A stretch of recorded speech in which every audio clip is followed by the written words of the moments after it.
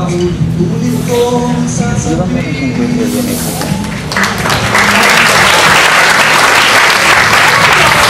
naman talaga ako naniniwala sa horoscope eh.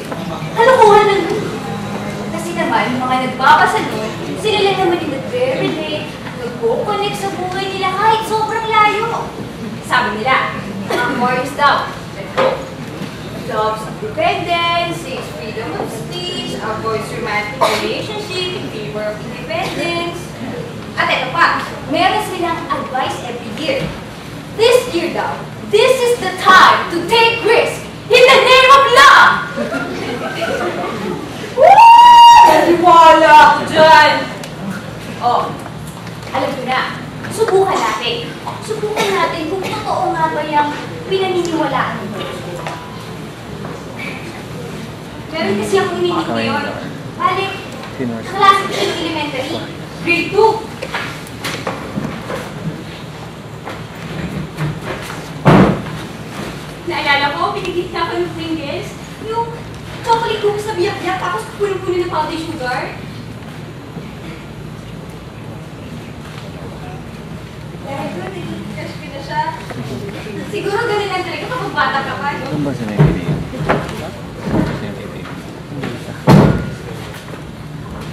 Tapos yung third year, binigyan niya ako yung bulaklak.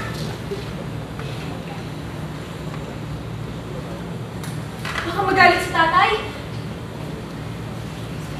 Pero kinuha ko na rin. Sayang naman. Kaya hindi makita sa bahay. Binalot ko ng plastic. Tapos pinasok ko sa bag ko. Tapos nilagay ko sa cabinet ko. Ayun, doon na siya nalanta. Kasi naman, nagpaalam siyang nanligaw. Eh, masyado pang bata. Siguro aral muna. Sa tingin ko, hindi pa ito yung tamang panahon. Pero nung college, nagpaalam mo siya manligaw. Oh, nagdadit na ako neto ha. Siguro naman pwede na, di ba? Sumanang thesis, projects, mahirap ito.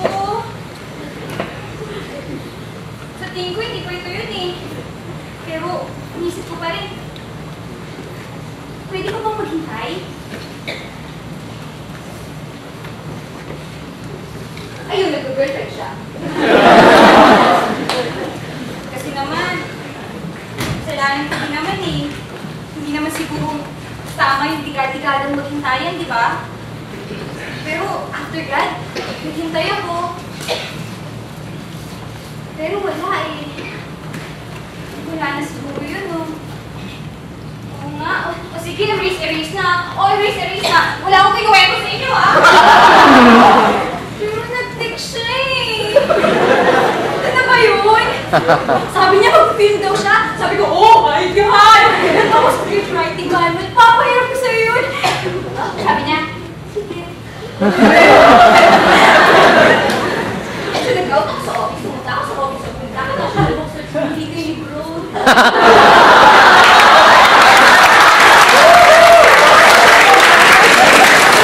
Malaman ko, bakit, ano ba talaga to?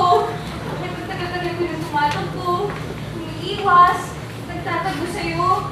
Tsaka, gusto ko lang naman malaman kung bakit ang tagal-tagal ko nang hinintayan na ka ng tutok na tawang panahon na yan.